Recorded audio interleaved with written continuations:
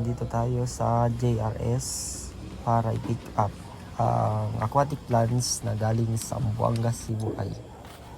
So, tamang hintay lang.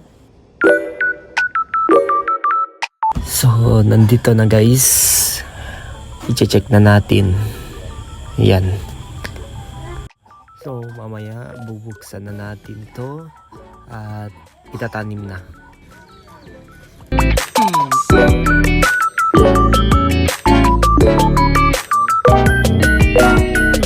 So, ang tamang pagtanim nito is itusok-tusok lang, tas ipasok ang halaman.